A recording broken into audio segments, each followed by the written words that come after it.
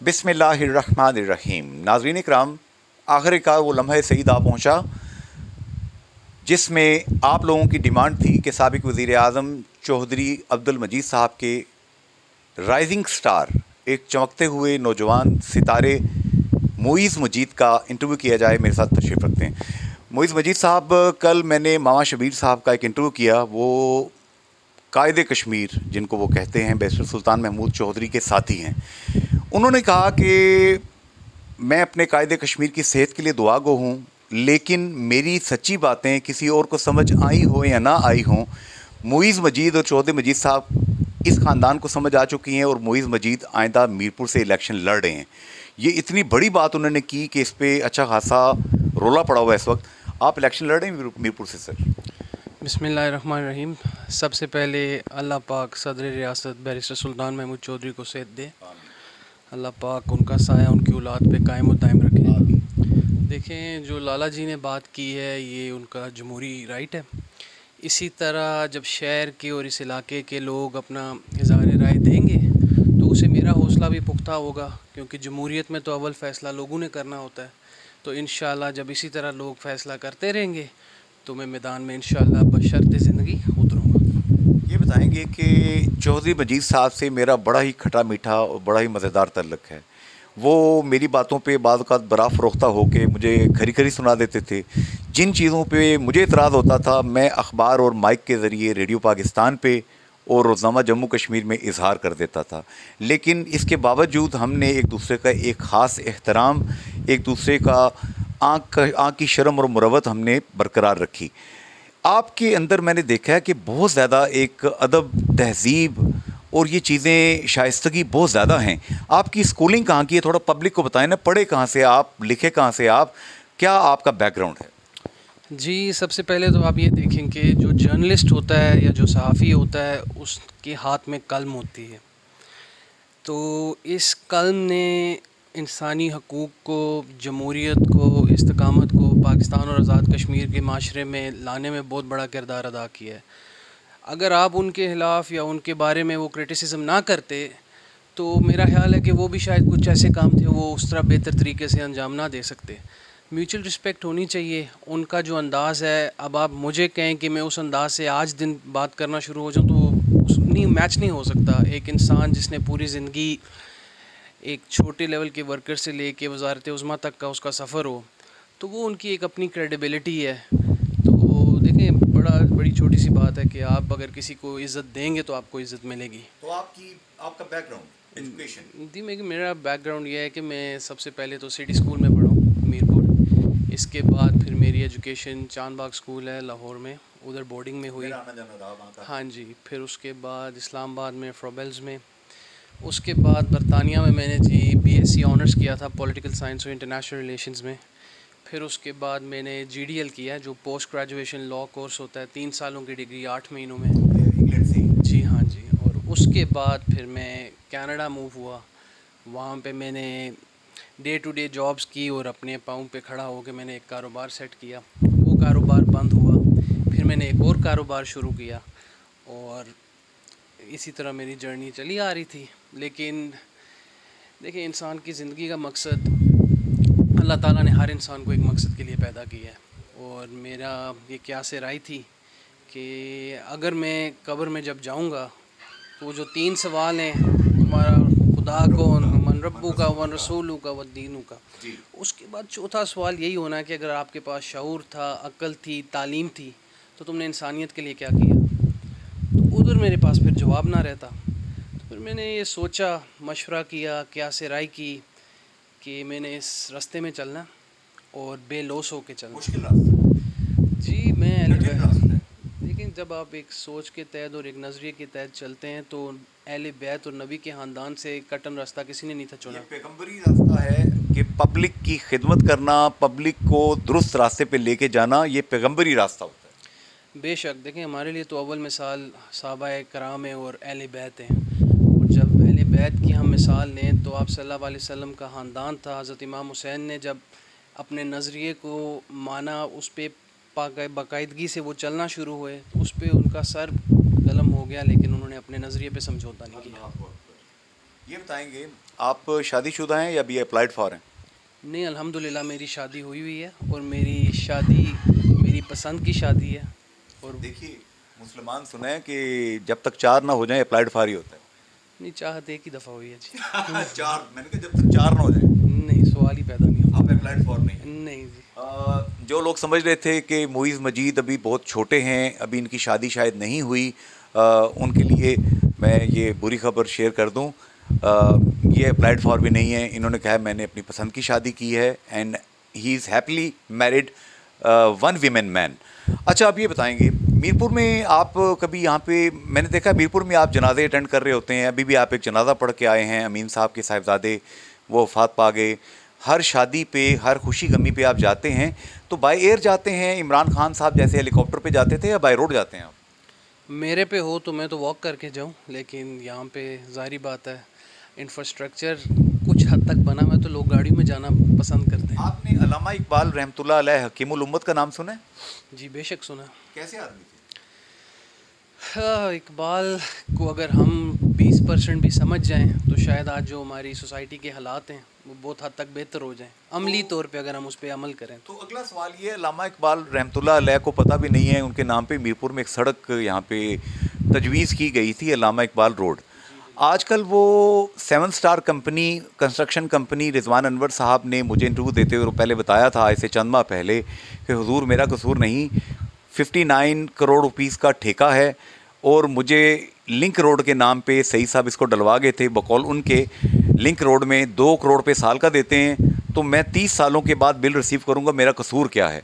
मैंने ये बात मीडिया में हाईलाइट की, जम्मू कश्मीर ने स्टोरी छापी, लीड छापी। फिर मैंने यासिर सुल्तान साहब से पूछा, उन्होंने कहा जी बिल्कुल वो ठीक कह रहे हैं। तो मैंने कहा कि आपके अब्बा सदर हैं, अनवारुल हक साहब की आप काबीना में हैं, इसे आप मेन सड़क में डालें। अब 90% सड़क बन गई है, 10% जिस इलाके में मैं और चौधरी मजीद साहब का घर हमारा है, आप तो अल्लाह करे ऐसे इलाके में रहते हो जहाँ सड़क कंप्लीट हो, तो मुझे और चौधरी मजीद साहब को बड़ी तकलीफ़ है। हम मतलब ये दोनों बुज़ुर्ग आदमी हैं, आपके पास थोड़े ज़्यादा बुज़ुर्ग हैं, मैं थोड़ा सा छोटा बुज़ुर्ग हूँ, तो मुझे बड़ी तकलीफ़ है, शहरियों को भी तकलीफ़ है।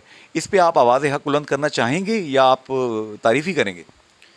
देखें, उस दिन शायद कुछ दिन पहले वो एक चीज़ कह के गए थे, नहीं, सदर रियासत साहब की 25 साल पहले मैंने यहाँ पे बंदा चलने की जगह नहीं होती थी तो मैंने आपको सड़क दे दी थी, तो मेरा ख्याल है उन्होंने अपनी तरफ से तो जस्टिफाई कर दिया था उन्होंने आपको क्या दिया है। लेकिन देखें, अल्लाह ताला ने कुरान में फरमाया हुआ है कि जो लोग अपने हालात खुद नहीं बदलते मैं उनके लिए कुछ नहीं करता। तो ये आप जैसे भाई, मेरे जैसे भाई जिन्होंने उनको वोट दिया था, तो पहले तो रिस्पॉन्सिबल हम हैं, तो इस पे आवाज़ बुलंद करना, कलेक्टिव आवाज़ बुलंद करनी पड़ेगी। अभी वो रोड जिस तरह बना रहे हैं, जिस तरीके से वो बन रही है, देखें आपका शहर हर, तो वो देखें ये शहर की बदनामी है ना, तो जब अजाब आता है तो वो 1-2 फ़र्द पे नहीं आता, वो पूरी कौम पे आता है। देखिए, अभी हमारे चंद सहाफ़ी भाई ना शेयर कर रहे हैं बड़ी मज़ेदार चीज़ कि देखिए 7 स्टार कंपनी कितनी अच्छी है, इंजीनियर रिजवान अनवर कितने प्यारे इंसान हैं कि उन्होंने अभी बहावलपुर तक का 8 अरब रुपए का ठेका जो है विन किया है बहुत सी कंपनीज़ के मुकाबले में। मैं तो चाहता हूँ पूरे पाकिस्तान का ठेका हमारे मीरपुर डिवीज़न से ताल्लुक़ रखने वाली जो कंपनी है 7 स्टार, इनको मिलें। अल्लाह करे कि सदर जरदारी साहब के घर भी जो सड़क बने वो भी यही बनाएं। मुझे अपने मीरपुर से गर्ज़ है जहाँ मैं और मेरे जैसे गरीब मीरपुरिये रहते हैं, ओवरसीज़ बरतानवी आते हैं और वो उनकी हालत बेचारों की देखने वाली होती है। मीरपुर की ये सड़क बन क्यों नहीं रही? देखें, थोड़ी सी मैं आपसे बात से डिसएग्री करूँगा। मीरपुरिये गरीब नहीं है, मीरपुरिये लावारिस हैं। लावारिस? तो दूसरी चीज़, ड्रामा याद आ गया। दूसरी चीज़ ये है कि जो कॉम्पिटेंट लोग होते हैं, जैसे कि आपने 7 स्टार कंपनी के बारे में बात की, बड़े अच्छे लोग हैं। देखिए वो इस तरह की जो मिसकैलकुलेशंस होती हैं, ये एक रीज़न है जिसकी वजह से हमारे बहुत सारे जो कारोबारी लोग हैं वो डिसहार्ट हो के आगे पीछे जाके काम करते हैं। क्योंकि शिफ्ट कर चुके हैं सारा। देखिए, जितनी अभी आपने खुद ही मेंशन किया, अभी कल भी उनको एक कोई ठेका मिला है, इतना हमारा तरक्याती बजट नहीं होगा जितने के वो ठेके लेते हैं जी। तो फिर उन्होंने आपको खुद क्लैरिफाई किया कि उनको भी ट्रक की बत्ती के पीछे लगाया रहा।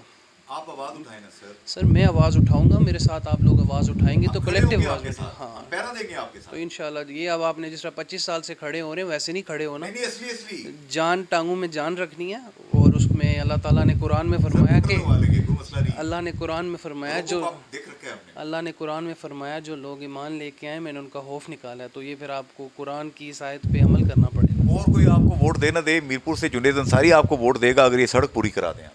सर मैं अगर हुकूमत में होता तो आपको मुझे कहने की ज़रूरत ना पड़ती। कासिम मजीद साहब आपके भाई हैं, सुने? सर कासिम मजीद साहब का आप काम देख लें, मैं नहीं कहूँगा, आप अलीजा, लोगों आप से हुकूमत पूछें। में हैं, आपकी आवाज़ कासिम मजीद साहब के ज़रिए, माउथपीस के ज़रिए वज़ीर आज़म चौधरी अनवारुल हक साहब के कानों तक जा सकती है। जी बिल्कुल जाएगी। देखें ये हाइब्रिड सिस्टम है, ये एमएलएस की हुकूमत है और हर जो मिनिस्टर है वो अपनी कॉन्स्टिट्यूंसी का ज़िम्मेदार है, और अगर कासिम मजीद साहब के काम में कोई कमी पेशी आए तो सबसे पहले क्रिटिसिज्म मैं खुद करूँगा। हुजूर वाला, वो क्या किसी शायर का शेर था कि यार अब मिले गैर को भी दर्द की दौलत, मेरा ही भला हो मुझे मंजूर नहीं है। तो अलीजा ये दर्द की दौलत दे देना कासिम मजीद साहब को, ये कॉन्स्टिट्यूंसी भी उनके वाले कर। ये आपने डिसाइड करना है। अब आप चाह रहे हैं कि घर में लड़ाई करें हम। आप उनकी नुमाइंदगी कर रहे हैं यहाँ पे। अच्छा, आज यहाँ पीटीआई वालों ने ना कासिम अब्दुल क़य्यूम नियाज़ी साहब ने पीडब्ल्यूडी रेस्ट हाउस के अंदर एक प्रेस कॉन्फ्रेंस की, सदारती आर्डीनेंस के ख़िलाफ़ कोई एहतजाज किया। आज हमीद पोटी साहब सुनने में आया शुनीद है गिरफ़्तार हो चुके हैं। इसी तरीके से गालबन साईं जुल्फ़िकार साहब गिरफ़्तार हो चुके हैं, और तीसरे जो हमारे दोस्त हैं, क्या नाम है जी उनका, काजी अरशद साहब शायद, वो भी गिरफ़्तार हो चुके हैं। और सुनने में आया कि सिटी मीरपुर की पीटीआई जो है वो भी गिरफ़्तारियां देने के लिए थाने की तरफ जा रही है। तो ये 24 नवंबर को जो कुछ होने जा रहा है, और आज़ाद कश्मीर में जो सदारती आर्डीनेंस जारी हुआ है कि चौधरी मुईज़ जो है वो भी हक बात नहीं कर सकता, जुनेद अंसारी भी हक बात नहीं लिख सकता, 3 साल से 10 साल तक हम अंदर हो सकते हैं। इस सदारती आर्डीनेंस को 2 चीफ़ जस्टिस साहिबान मुझे इंटरव्यू देते हुए, साबिक़ चीफ़ जस्टिस मंजूर गिलानी साहब, साबिक़ चीफ़ जस्टिस इब्राहिम ज़िया साहब इसे काला कानून कह चुके हैं। आप क्या कहते हैं, आप लॉयर हैं? देखिए जमहूरियत में कोई भी माशरा हो, उसमें अगर आप एहतजाज ख़त्म कर दें तो वो सोसाइटी वो जमहूरी नहीं रह जाती। ये तो बेसिक अगर इसका आप प्रिंसिपल पूछें, जो क्रिटिसिज्म होता है या जो एहतजाज होता है ये जमहूरियत का हुस्न होता है। ठीक है, लेकिन आप देखें कि दुनिया का जो निज़ाम है ना वो गोल है। What goes around what comes around what goes around, आपने सुना होगा, what goes around comes around. So उसके तहत यही जो तहरीक इंसाफ है, इन्होंने वो काला कानून अपने दौर में ऐसा ऐसा लगाया कि आज दुनिया गोल है, उनको भुगतना पड़ रहा है। लेकिन ये जितने भी सियासी वर्कर्स अरेस्ट हुए बतौर सियासी शऊर रखने वाला, सियासत का तालिब इल्म होने के नाते से, ये चीज़ें नहीं होनी चाहिए। तो अगर इस बात पे हुकूमत ने कहा मुईज़ को पकड़ लो, जुनेद अंसारी को भी धर लो, तो हुजूर फिर दोनों रूममेट बनेंगे? देखें जब मेरी दादी फ़ौत हुई तो मेरे वालिद साहब जेल में थे, जब मेरे दादा फ़ौत हुए मेरे वालिद साहब जेल में थे। तो जेल तो सियासत की यूनिवर्सिटी है, तो मुझे जब मर्ज़ी ले जाएं, इसमें कोई फ़र्क नहीं। अब एक एसर फेंकने लगूँ, आखिरी सवाल। मीरपुर से चौधरी अशरफ साहब को टिकट दिलवाया आपके वालिद साहब ने जब वो वज़ीर आज़म आज़ाद कश्मीर थे, और मैंने वो कैंपेन चौधरी मजीद साहब की अपनी आंखों से देखी, और मैंने बहुत से हलकों में आज तक मैं कोट करता हूँ कि चौधरी मजीद साहब अगर अपने बेटे की भी यहाँ पे टिकट होती तो उनके लिए शायद इतना ना भागते, इतनी कोशिश ना करते जितनी चौधरी अशरफ साहब के लिए कोशिश की। लेकिन फिर भी वो ना जीत सके, हार गए चंद हज़ार वोटों से। उसके बाद हमने देखा है कि चौधरी अशरफ साहब और आपके वालिद साहब के ताल्लुक़ में एक शक्कर रंजी की कैफियत आई, तलखी की कैफियत आई। अशरफ साहब गालबन चौधरी मोहम्मद यासीन साहब जो कि सदर जमात हैं आज़ाद कश्मीर चैप्टर के, पीपल्स पार्टी के, उस कैंप में चले गए। कहा यह जा रहा है कि मुईज़ मजीद को चौधरी अशरफ साहब का सियासी जवाब देने के लिए यहाँ लॉन्च किया जा रहा है। क्या ऐसी कोई बात आपने सुनी? देखिए अंसारी साहब, जो सियासत है ना, ये अगर आप किसी एक शख्स या एक बरादरी या एक इंसान के ख़िलाफ़ करते हैं तो वो आप किसी की ज़िद से करते हैं। अशरफ साहब क्या, आपके जितने भी बाकी यहाँ पे कैंडिडेट्स हैं, चाहे उसके पास 5000 वोट है, 1000 वोट है, 15000 वोट है, मेरी सियासत एक सोच के ख़िलाफ़ है, एक नज़रिए के साथ मैं चलने वाला इंसान हूँ। और देखें कि जो इंसान सर पे कफन बांधता है वो एक सोच पे चलने वाला होता है। तो मैं हर उस सोच और हर उस नज़रिए के ख़िलाफ़ हूँ जिसकी वजह से आज ये शहर लावारिस है। मैं किसी कैंप का हिस्सा नहीं हूँ, मैं ज़ाती तौर पे मेरा किसी से इख्तिलाफ़ नहीं है। अगर मैं जो मेरे वालिद की उम्र का इंसान है, अगर मैं उसकी इज़्ज़त नहीं करूँगा तो मतलब मैं अपने वालिद की इज़्ज़त नहीं करता। तो जवाब दिया आपने। इसमें कोई ऐसी बात नहीं। मुईज़ मजीद साहब अप्लाइड फॉर नहीं हैं, आज के गुफ्तगू में ये ज़ाहिर हो गई। ये शादीशुदा, हैप्पीली मैरिड, लव मैरिड एक मोअज़्ज़ज़ शहरी हैं। ये मीरपुर से इलेक्शन लड़ेंगे। बहुत से लोगों की टांगें कांपे टांगी होंगी। टांगे कांपनी होंगी। वो उस डायलॉग को बड़ा मैनिपुलेट करके कहा गया था, लेकिन ये गलत बात है। टांगे कांप की होंगी, लेकिन मुझे ये खुशी है कि आखिरकार एक सितारा मीरपुर में तुलू हुआ है जिसकी रोशनी आंखों को खीरा करेगी आगे चल के। ये मैं प्रिडिक्ट कर रहा हूँ। मैंने बड़े लोगों के इंटरव्यू किए हैं, सरदार सिकंदर हयात खान मरहूम साहब से लेके बैरिस्टर सुल्तान महमूद चौधरी साहब तक, लेकिन नौजवानों में ये चमक मैंने कम देखी है। हीन काफ दुरुस्त है, आइडियोलॉजी क्लियर है, क्लैरिटी है। मिलिए इनसे, शायद आप भी कन्विंस हो जाएं जैसे मैं कन्विंस हो चुका हूँ। Wish you great luck. फ़ी अमान अल्लाह, हाफ़िज़ एंड गुड बाय।